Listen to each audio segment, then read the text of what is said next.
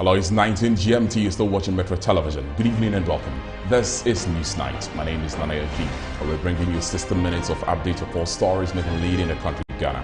Remember, our bulletin is live on DSTV channel 277. We are live on Facebook and YouTube on our handle Metro TV Ghana. Now, coming up in the next 60 minutes.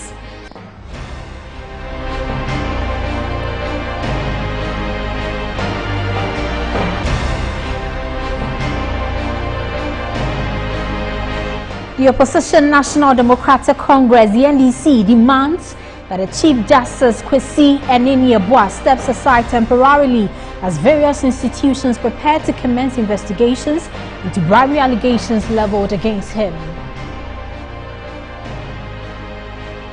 Still to come in the bulletin, controversy on emolument for first and second ladies rages on as minority in parliament is demanding interest accrued since 2017 to be paid, even as first lady issues a check for repayment of her allowances till date. And later in business, Traders Advocacy Group Ghana rejects a recent announcement by the Speaker of Parliament that a GIPC Act will be reviewed to permit Nigerian traders into Ghana's retail space.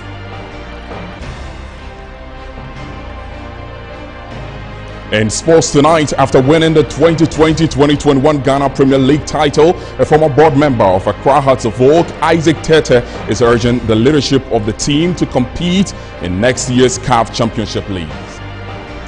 And later on the international front, at least 45 people have now died in the violence that has been engulfing in parts of South Africa since the jailing of former President Jacob Zuma. Details of these stories and many more coming up in the next hour. To stay.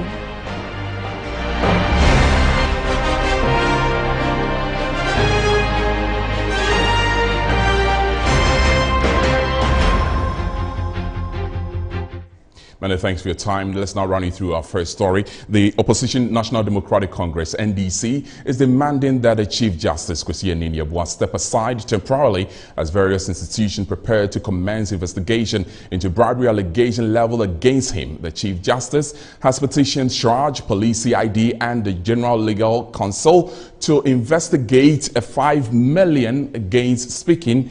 But the General Secretary of the NDC said CJ could influence the investigation and hence need to step aside. Speaking at the press conference, General Secretary of the NDC, Johnson Asiedu-Nketia, argued that this will allow for a fair investigation to be conducted into allegations of misconduct leveled against the Chief Justice. The person who is the disciplinarian cannot be disciplining himself. So if you want to go according to the Judicial Services Act, then the person who is the subject of the allegation must step aside so that other officials will take over during the pendency of the investigation. And if he is cleared, he returns back to post. If otherwise, then it will all come out of the investigation. As I've said, the Chief Justice cannot be a judge in his own cause, hence cannot set up a committee to investigate allegations of misconduct against himself. His call is born out of the belief that the Judicial Services investigation into the alleged misconduct might be compromised, hence the NDC's call for a public inquiry into the bribery allegation, saying it is the best approach to establishing the truth. At the route of the president triggering some commission to look at it,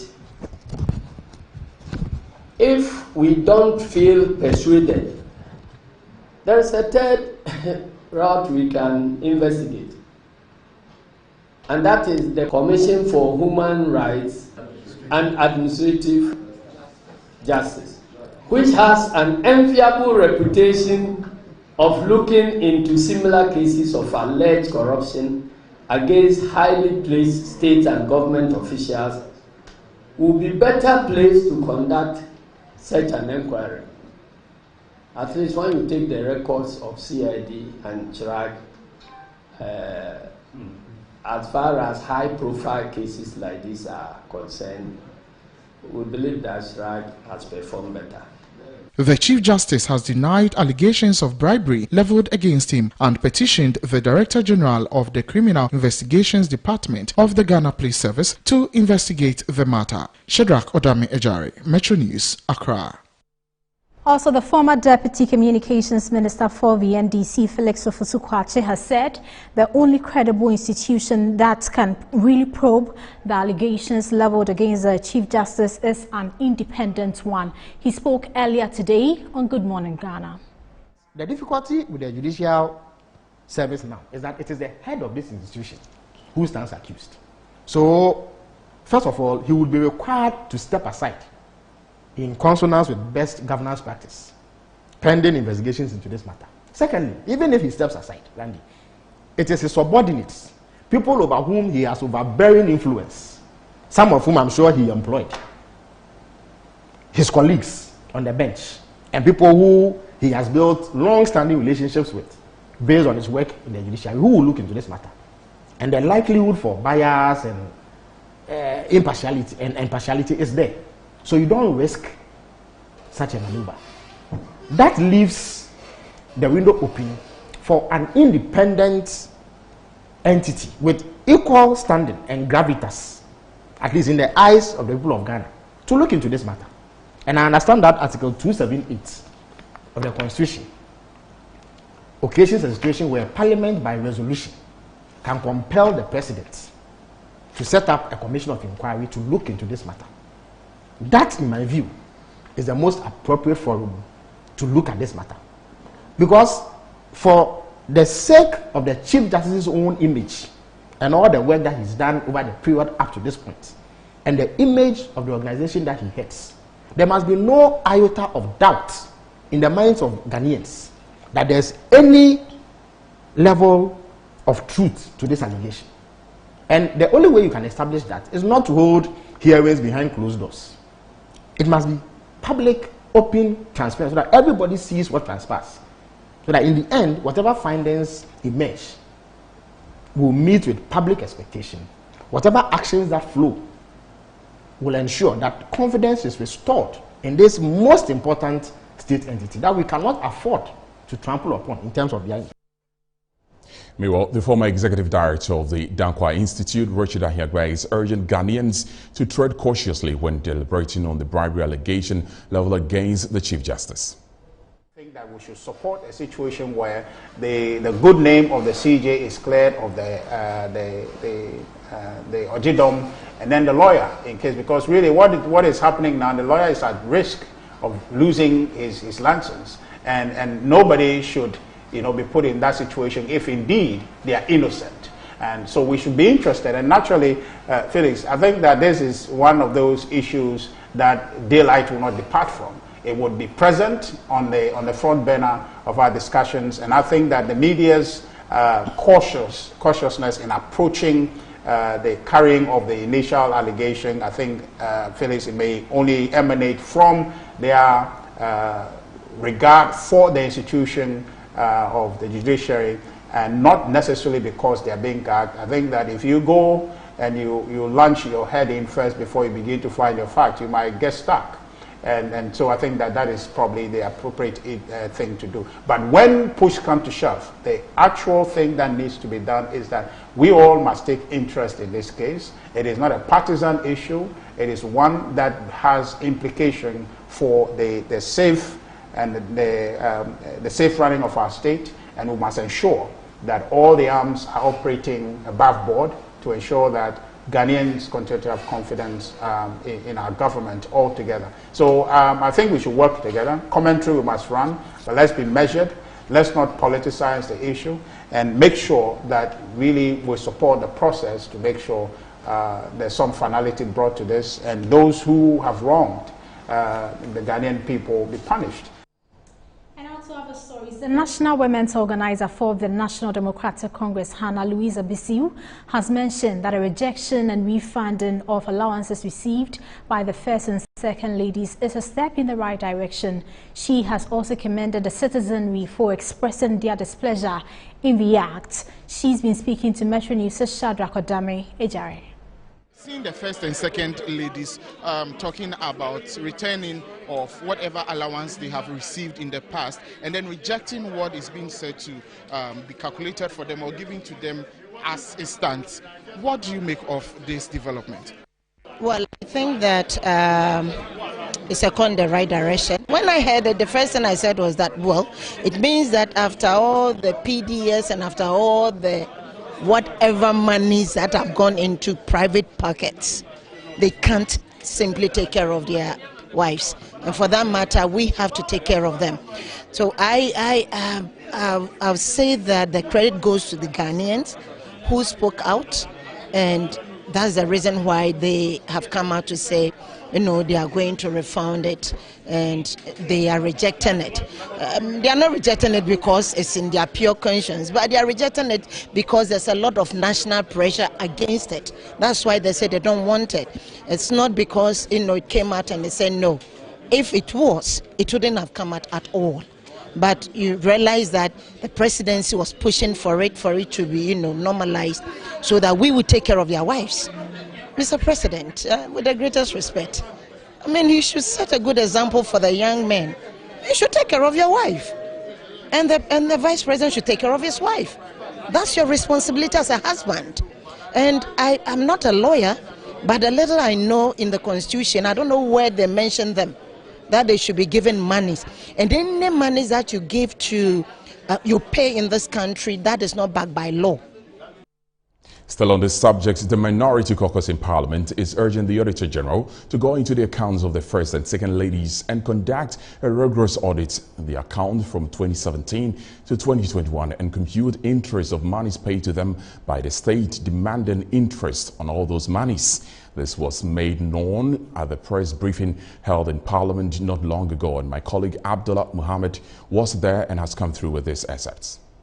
Since 2017, that she started receiving this salary, that doesn't mean that she doesn't spend the money and she kept the money in her account all this while. If the answer is yes, it means that she did not need the money. So why did she take the money in the first place? If that is the case, refunding the money now, you must also compute the interest that the money would have accrued and pay that same to government. So we are calling on the Auditor General to go into the accounts of the First Lady and the Second Lady, first of all, to ascertain that the money she refunded is the money she actually received. That is number one. Two, also to compute the interest that that money would have accrued if that money had been put into any interest-bearing account, so that that money should also be refunded. The interest component should also be refunded. Third, to ascertain whether there is sufficient money in the account so that the check that she has issued will not bounce. Yes. The fourth one is also, if she is now refunding the money, it means that she is not interested in any state fund. For that matter, all state funding of her NGO should also be audited by the Auditor General, and then all those money should also be refunded to the states, because she's not interested in receiving state sponsorship support. So we had billed to speak to the Member of Parliament for the South Dai constituency, Roxon Dafiamekpo. As at when we are able to get through to him, we'll have a conversation with him on the back of matters relating to the presidential spouses' salaries. Now, still on the matter though, lead Member of Parliament for Nshiayeso, Steve Amwa, says the public humiliation suffered by the First and Second Ladies of Ghana due to the controversy over the payment of salaries based on the recommendations of the Ntiamwa Beidu-led Presidential Committee on Emoluments of Article 71 office holders would deter and derail their philanthropic works, which has helped transform the lives of the less privileged in society. He was reacting to the decision by the First and Second Ladies to return on monies paid them since 2017. The controversy this whole issue gives rise to has actually induced the First Lady and the Second Lady to say that, okay, we have not even written to accept the new proposal. We are rejecting it. If even the allowances given us is an issue, we are paying back. Then they go again Some are saying she's arrogant. Some are saying her account should be checked. Thank you very much. If that is the case, the account of Lordina Mahama, Her Excellency, respectfully, we must start from here. We must start from all the first ladies. All of them, we have to. I agree to what they are saying. Yeah. But it couldn't have the only one first lady. 2, since when in this country did we start auditing NGOs? I'm not a legal practitioner. The fact of the matter is that my brothers from the NDC, it's not about Ghana. It's all about political power. They don't care about the forward movement of this country. Yeah. The very thing that they introduced, the very thing that they did in bigger measures, the very thing that they are part of the approval system, look at what they are doing. Do they really love this country? They should come and tell us the differences between allowances and salaries. You're still watching NEWSNIGHT here on Metro Television. We're taking a break. We'll be back with more.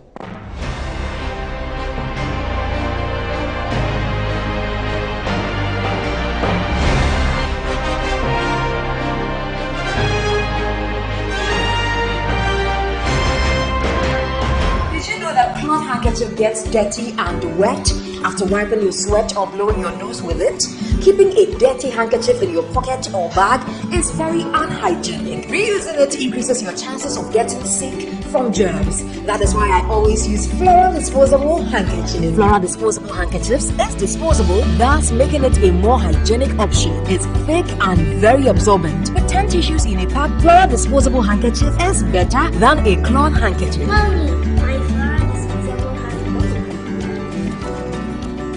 For Flora toilet roll, Flora multi-purpose paper towels, Flora table napkins, and Flora box tissues in a shop near you. For bill purchases, call Delta Paper Mail on 0243 033 033. Introducing a deal that's too good to miss. Pay for 1 month of Showmax Pro or Showmax Pro Mobile and get a second month on us.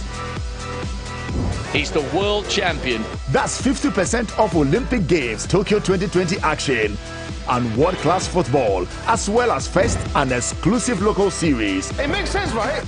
Movies, kids shows, and more. Sign up now.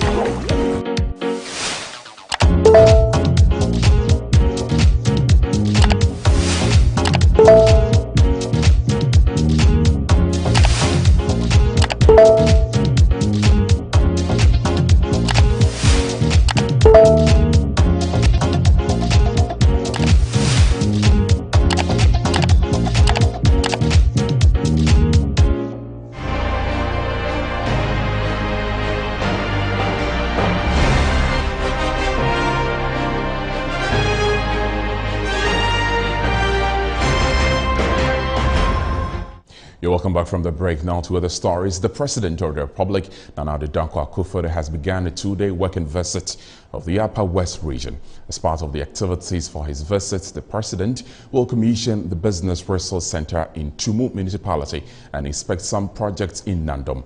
At a courtesy call on selected paramount chiefs in the region, the President Akufo-Addo expressed his satisfaction in how the issue with the misconduct of some military men has been resolved. He urged residents to forge ahead in peace. Military leaders have been here and they promised you that they would deal with those who were responsible. The Minister of Defense also came here in the company of the Minister of Interior to render the apologies of government and to indicate that the government would also be responsible for the medical bills of those who were injured in the exercise. And I'm happy that both commitments that had been made have been respected. I'm happy to read in the newspapers that you yourself had come out to recognize that the promises that had been made had been kept and that now we should put that incident behind us and go forward on a good note. We now take it to the Ashanti region where the co-tenant of the late social media activist Ibrahim Mohammed Kaka, whose death spiked protests at Ijua, have appeared before the Justice Crimson Committee of Inquiry on Tuesday, July 13, 2021 to testify. There's more in the following report filed by our Ashanti regional correspondent Abdul Basit Suleiman. Read to you. Day 6 of the sitting of the three-member committee probing the Ejura killings began with the mother of Awal, Ms. Bawu, a 16-year-old boy who has been amputated as a result of gunshot wounds he sustained during protest at Ejura on 29 June 2021. Co-tenant Fuseini Ibrahim and his wife Sadia Fuseini told the committee about unusual noise they heard around 1 a.m. on June 26, 2021. She saw the brother of Kaka by name Idi Mohammed holding the hands of Kaka trying to drag him into the bathhouse. She quickly called on Kaka's wife to come and see what has happened to her husband. So Lord, in the night, myself, my wife and my uncle went to the police station. After his arrest, the police were looking for me. Some of the youth in Ejura were looking for me. So Lord, as we speak, I don't know the whereabouts of my wife because of the threats on us from the youth that we light against Baba Idi. But after knocking at the door of Kaka's wife and turned back, I saw Baba Idi having left his brother and then had turned away. Lord, I have a friend who is also a neighbor in the house, and when she heard me shouting and calling, knocking at Saada's door and calling her, she also came out. And when she was coming, she met Baba Idi on the road. Lord, because Baba Idi is the brother of Kaka, I was afraid to mention this to anybody because they are relatives. So I was just praying that Kaka will recover and then will say it himself that it was his brother who caused that harm to him. The chairman of the committee, Justice George Kingsley Kumsin, clarified that the committee is not investigating the death of Kaka since that was a criminal case and being handled by the police and the CID department. As a matter of fact, we are not investigating Kaka's death. We are only going through the incident that led to the 29th, let me put it, disturbances in Ejura. Another co-tenant, Muniratu Al-Hassan, appearing before the committee, indicated that she heard a loud noise and came out to see Kaka lying down motionless. The committee urged them to provide the police with the necessary information which could lead to a possible prosecution of the culprit of the murder of Kaka Mohammed. All the witnesses were later referred to a psychologist on standby at the committee. Sitting was adjourned to Wednesday, July 14, 2021.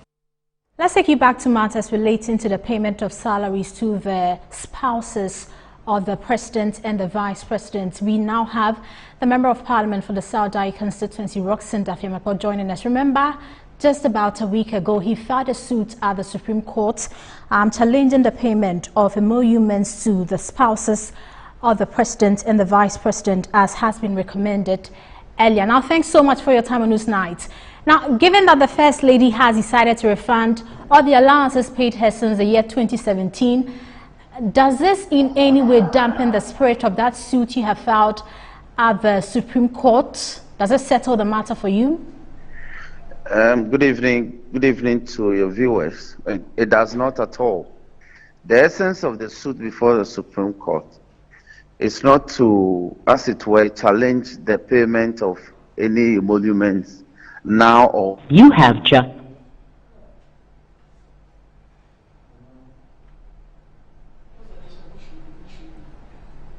Hello? Okay, I think we are having problems with the connection over there.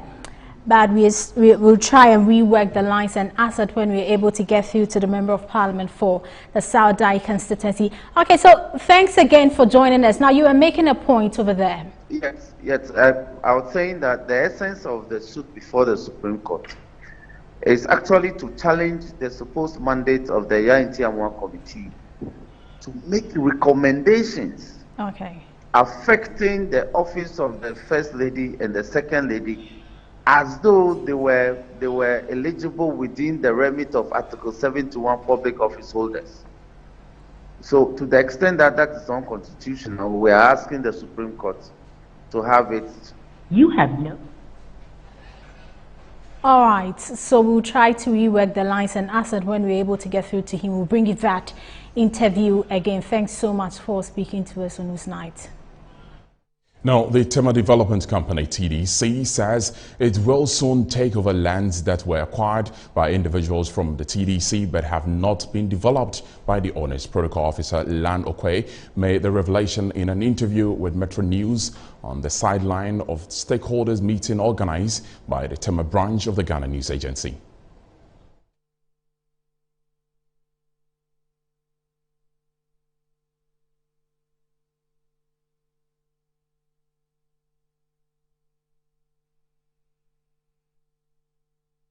The era where media practitioners, especially journalists, sit at the newsroom and wait to be assigned. They tell the news editor, I don't have an assignment. You don't have an assignment, so you are sitting down. No, that era is gone. We must be proactive to engage the community, to engage the stakeholders. That's the only way we can survive. If not, we are out. Because now, don't forget that social media has also come in. And non-journalists are practicing doing the work of journalists for us.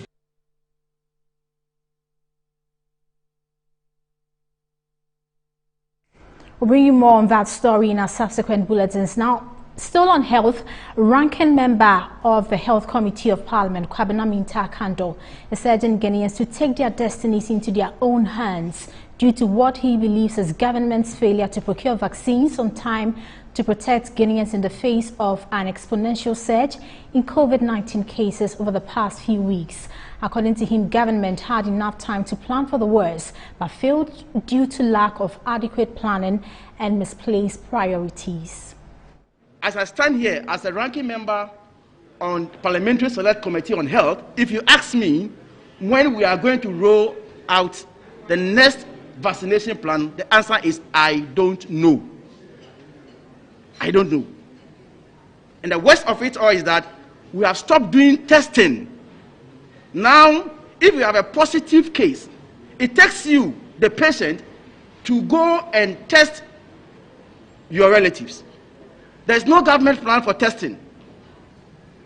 Now, laboratories are charging between 360 Ghana cedis to 600 Ghana cedis. Now, government facilities have run out of reagents even to do testing.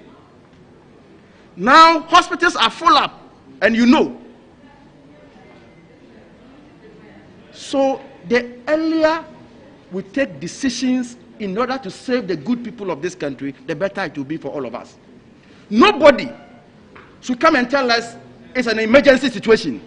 The lack of preparedness of government cannot be misconstrued to be emergency. We have brought this onto ourselves. Because early this year and late last year, the president has consistently been talking about vaccination. And we are back to square zero. So, ladies and gentlemen, I will take this opportunity to advise the public to take their own destinies into their own hands. Because what we are seeing is more or less like a third wave. And therefore, let us take the COVID-19 protocols seriously and adhere to them. You're live on NEWSNIGHT on Metro Television. We go for a break and return shortly with the latest in business. Do stay.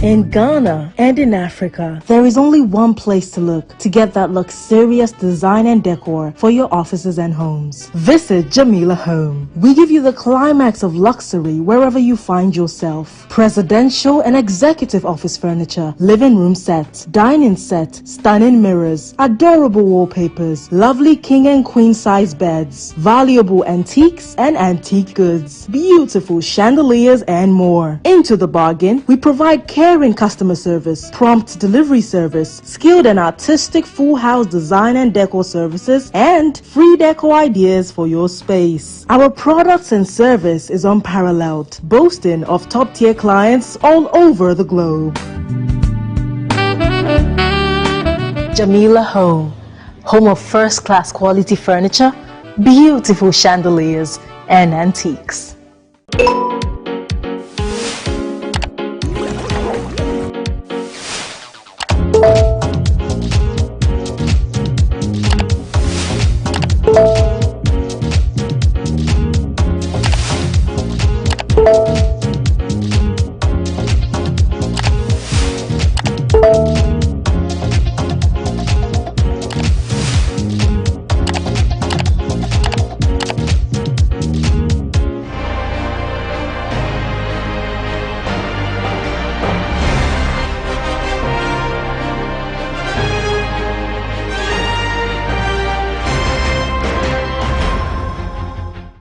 Welcome back. It's time to bring you the latest in business, and Winston is here. Hello, Winston. Hello, dear. What's happened business? In the world of business, traders in Ghana are vehemently rejecting the proposition by Alvin Babin to some Nigerians in the House of Parliament, and they are seriously calling for the GIPC law that makes that $1 million be given to Nigerian businesses as a cumulative capital when they start business in Ghana. This and more coming back shortly here on NEWSNIGHT.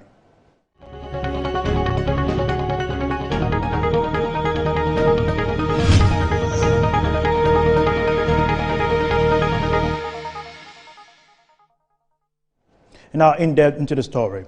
The Traders Advocacy Group Ghana has rejected a recent announcement by the Speaker of Parliament, Alban Bagbin, that the GIPC Act will be reviewed to permit Nigerian traders into Ghana's retail space.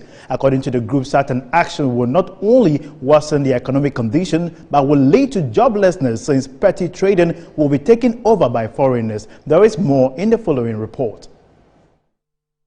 A joint communique between Ghana and Nigeria on the site of the extraordinary ECOWAS summit is set to exempt Nigerians from the $1 million minimum capital requirement under the GIPC Act 2013 Act 865. Speaker of Parliament Alban Kingsford Bagwin made the announcement to Nigeria's House of Representatives last week to formally pave way for Nigerians to engage in retail trade in Ghana.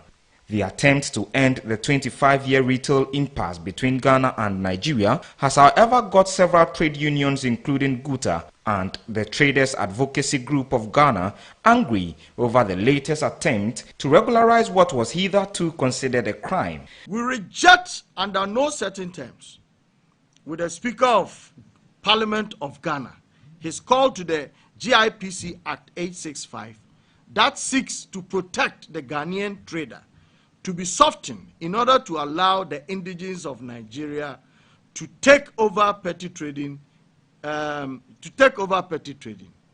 that employs thousands and thousands of Ghanaians in Ghana. These are the questions we want to ask. Is the Speaker of Ghana's Parliament patriotic enough and also have a Ghanaian trader at heart? That is number one. Number two, why only Nigeria he is calling to be exempted from the GIPC Act 865? Is another question. Why the loud silence when the borders of Nigeria were closed to the West African neighbors? Where was this Speaker of Parliament? These are the three questions we have for the Speaker. The Traders Advocacy Group is also not happy with the continuous increase in import tariffs by government. We have power. The government of the day should know that traders have power. And we are going to use this power effectively. We will increase prices as government increases. That one, I think we have our liberties of doing so because government have never given us any money to work with. Per our own money and per our own capitals. This is only the weapon we have. So if government deem it fit and necessary that this thing is getting to the levels where it shouldn't go to make me unpopular, then government should start sitting down with the trade organizations now, than to allow it to degenerate to the level whereby he cannot control. Because we are the traders, we control the economy. And we will make sure that at the end of the day, we don't lose our livelihoods and then our capitals. The group is therefore calling on government to develop policies to protect local businesses to enable them contribute significantly to the socio-economic development of the country. Now, on this same story, joining us on Zoom is the CEO of GIFIC, Selassie Akom. Welcome to Newsnight.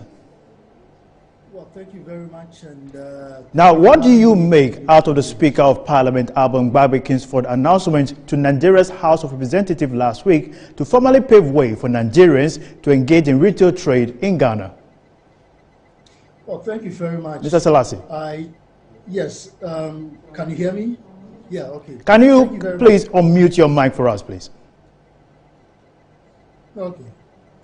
Can you unmute your mic?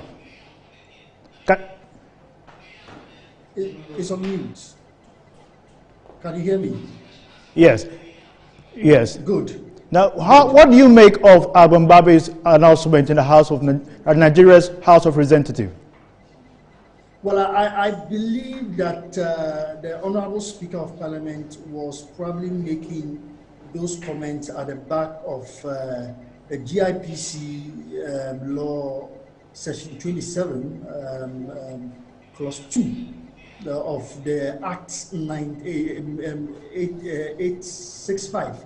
I believe he was making the case on that back. That clearly states that the minister, in consultation with the board of GIPC, may, by an LI, amend the list of enterprises reserved for citizens and enterprises wholly owned by the citizens. I mean, so with this, they can get back with the GIPC boss to look at amending the GIPC Act with regards to petty trading. But the Act itself had been explicit, such that it comes so strong on some of the enterprises that cannot engage in petty trading in this country. And I mean, so if you study the section 27 very well, clause 1, you see that it says you can't operate a taxi, you can't run do hiring business, you cannot operate a beauty salon, you cannot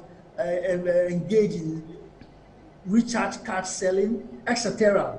And so, I mean, it is high time that we look at this holistically so that we do not keep offending already existing protocols. Because the original bloc itself has the ECOWAS protocols in place. We weren't forced to sign. We are signatories to it. And so we have to be committed to it. And now more so importantly, the African Continental Free Trade Area, we are members and ratified members. All right, Mr. Akom, and then we also host a secretariat here. Ghana exports to Nigeria was $164.06 million during 2019 and 2019, according to United Nations Comtrade database. With the Secretariat of the African Continental Free Trade Area in Accra, what's the best approach to handle such bilateral disadvantage in terms of market size? Well, first of all, diplomacy. This afternoon, I was in another engagement with the president of GUTA. And I was saying that, see, these things are bound to happen. Very bound to happen in the sense that we have to rather prepare our traders to be more advanced and to be more competition open in the face of the AFCFTA, because we are ratified members. And so we cannot always keep avoiding competition in such nature. So we should approach this thing with heavy diplomacy, look at the trade balances and trade development. But I'm a bit concerned from our NDA and GITFIC, where we keep referring to Nigerian traders alone anytime we want to make a case on the sub-region trading bloc. I mean, there are other countries within the sub-region that are in country here, our country here working, and we are also there doing business. And so Nigerians alone are not the cause to our predicament with regards to influx of trade. Let me say that the most critical thing, or one of the most critical things we should rather be embarking on or be campaigning or sensitizing on should be issues of rules of origin rather, because where we could make a very genuine and credible case and win at the face of even the ECOWAS protocol or now the AFCFTA will be when we show proof that indeed the goods that our brothers from the other countries are trading in our country are not originated from Africa. All right. So when we rather focus the arguments on the rules of origin, we will win the argument. But when we Mr. Akon, I think your point is well made there. We are most grateful for your time at the moment. This has been Mr. Akon, the CEO of the GIFIC, speaking with us there. Now, let's move out to the interbank market. On the interbank board today, the cedi is trading against the dollar, selling at 5 cedi 78 pesos, and against the pound selling, trading at 8 cedi and 2 pesos. On the commodities market, gold is trading at $1,809.05, while crude went up, selling at $75.81. Now let's bring you update on the forex and commodities market.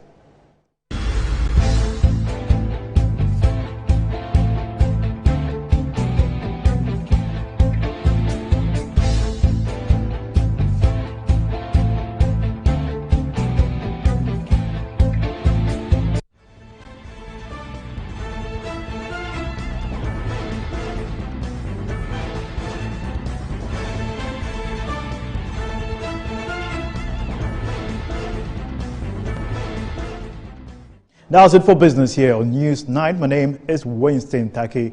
Nana and if you're standing by for the rest of the bulletin.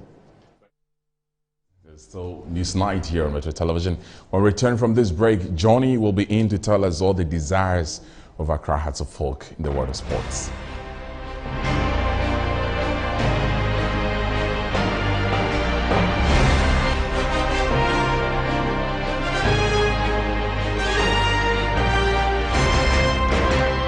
The search for a reliable partner in dealing with your U-turn bus needs has been made easier and convenient with SA Automobile.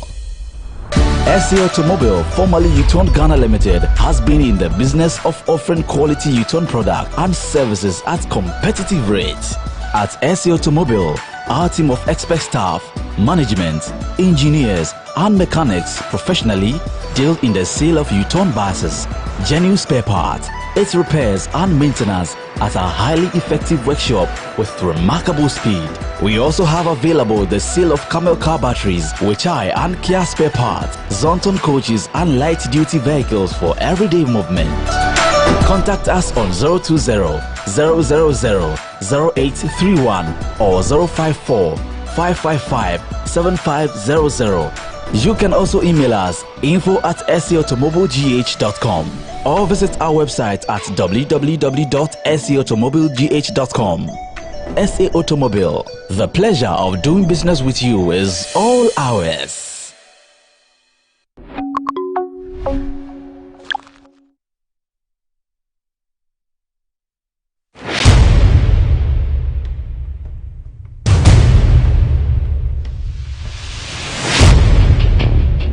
The average human body mass should have at least 60% water for optimal performance in any physical or mental exercise.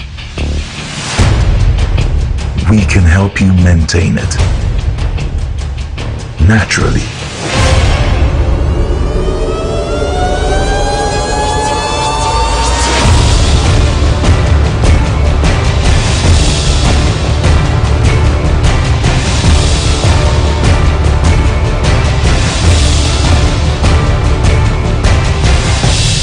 X Natural Mineral Water.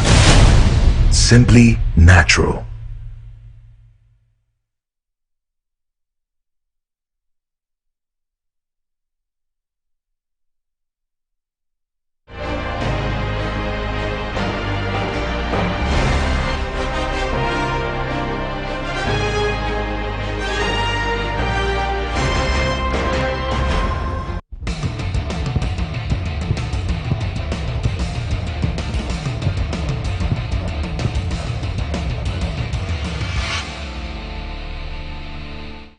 Welcome back. My name is Phil John Quartin. It's time for sports. A former board member of Accra House of Folk, Isaac Tete, has called on the leadership of the Phobians to prepare the team for the next CAF Champions League following their triumph in the Ghana Premier League. They win the league and then they will not go to Africa. The truth of the matter is, it's investment, it's business. They want to go to Africa and they will go to Africa. And we shouldn't underrate the players. You understand? They are doing well. By winning the league, we let them even have more motivation level. Because they are going to have the platform to go and market themselves to the world to see. You understand? So maybe they will only have to get 1 or 2 players added to it. But they have the materials. No, they have it. That's the way we started those days.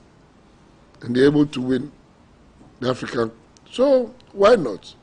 It's just determination, focus. They can do it. So winning the league at all costs, they will play Africa. They will go.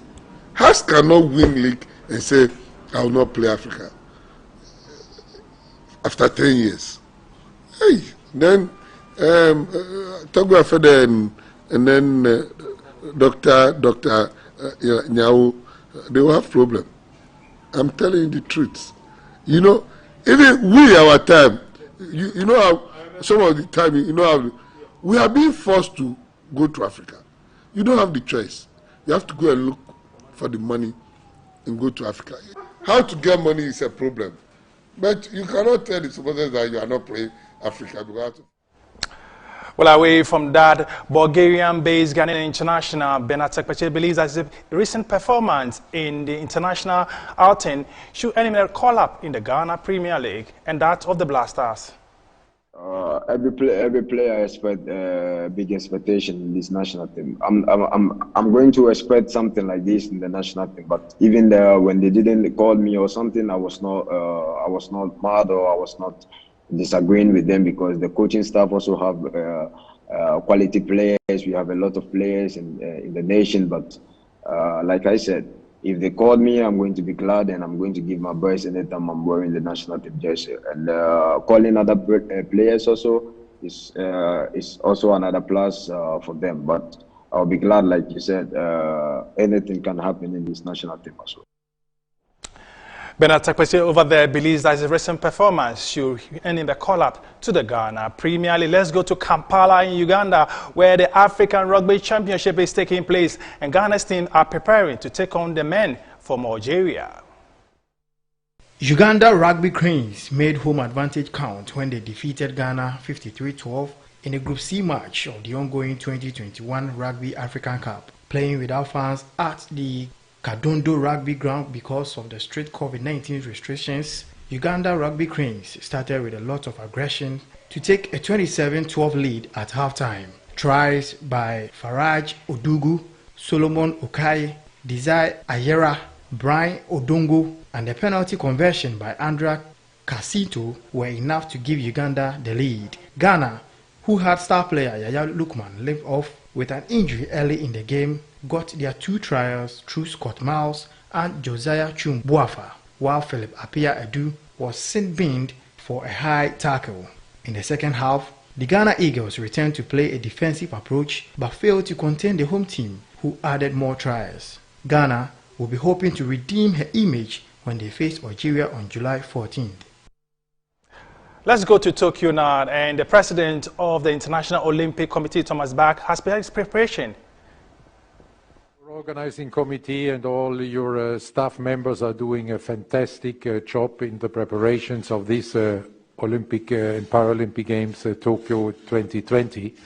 You have managed to make Tokyo the best ever prepared city for Olympic Games. And the Japanese people can have confidence in all the efforts we are undertaking to make these games for them secure and safe, with all the intensive, most strict COVID countermeasures, with the great vaccination program we have been undertaking worldwide. So all this is in solidarity with the Japanese people.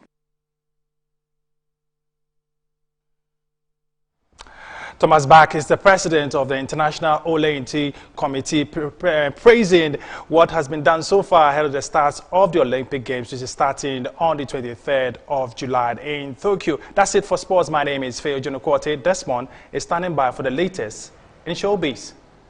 Well, in showbiz this evening, we're talking the Ghana gospel industry, where gospel musician Ohima Mercy has officially launched the 2021 edition of the Tehillah Experience. The details coming after this.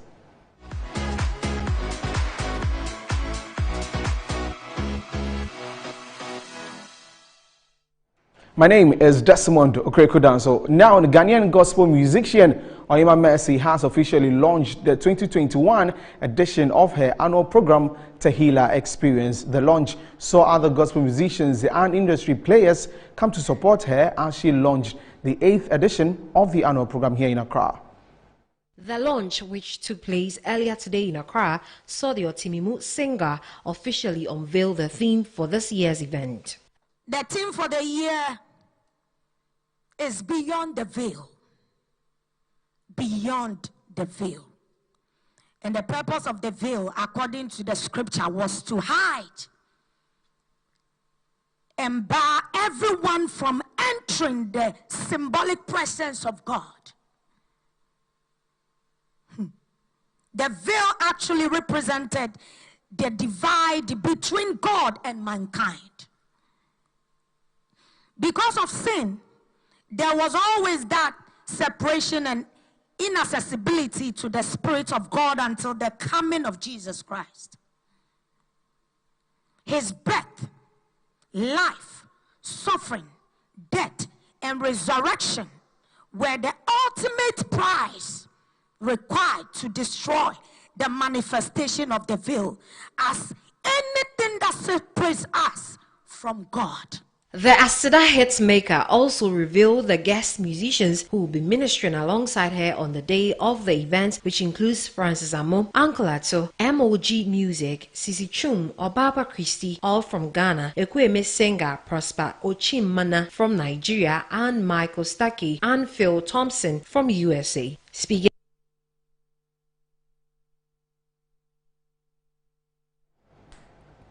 All right, so that's Ohima Mercy there, launching the 2021 edition of Tehillah Experience. That'll be it for entertainment. My name is Desmond Okrekudanso. Back to Nana and Afia for the rest of the news.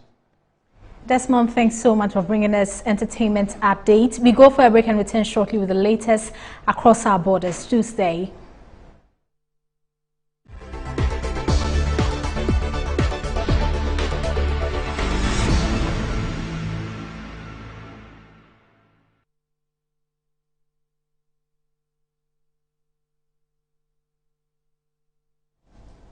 Okay, in South Africa, at least 45 people have now died in the violence that has been engulfing parts of South Africa since the jailing of former President Jacob Zuma last week.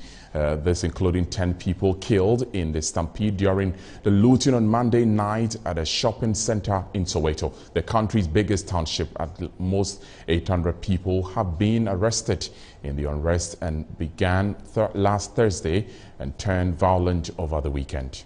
The military has now been deployed to help the overstretched police. President Cyril Ramaphosa has called it some of the worst violence witnessed in South Africa since the 1990s, before the end of the apartheid, with fire ties, highways blocked and businesses looted in major cities and small towns in the country.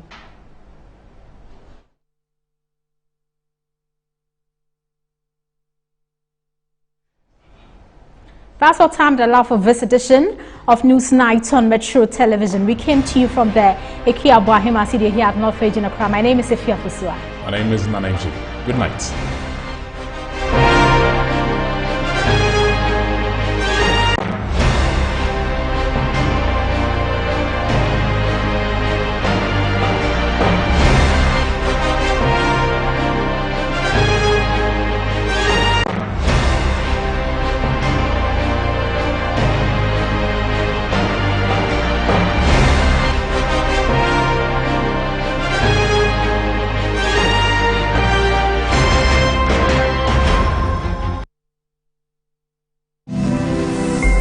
Metro TV, insightful, and inspiring moments.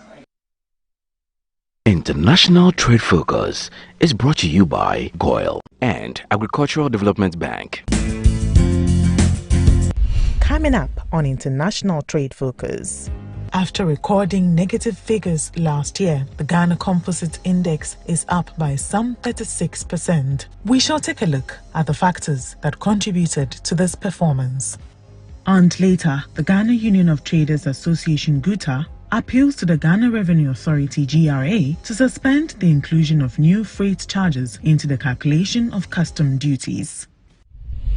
Hi there, thanks for tuning in to another edition of International Trade Figures. Now, after recording a drop of negative 13% in 2020, the Ghana Stock Exchange has bounced back.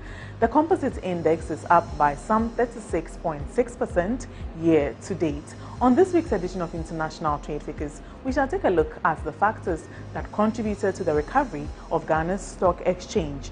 How can we take advantage of recent economic successes to get more local and multinational companies listed on Ghana's stock exchange to boost activity on the stock market? And finally, how can we attract more citizens to invest in the stock market? My name is Anas Pio and this is International Trade Figures. International Trade Figures is brought to you by GOL, Good Energy, ADB, Truly, Agric and More, Public Elegance and Pediassi Valley Resort. Stay tuned. Here's innovation from GOIL that takes you further.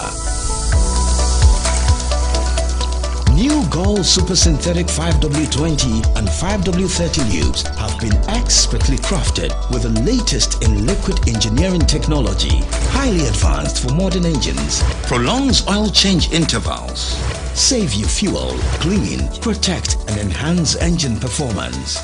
The way engines work has become complex, and GOIL has innovated to stay ahead with expertly crafted lubricants that work excellently with all petrol and diesel engines of today. New GOIL Super Synthetic 5W20 and 5W30 lubes. Innovation that takes you further. GOIL. Good energy. Are you an importer or exporter? Do you need quick financing at the best rate on the market? ADB has good news for you.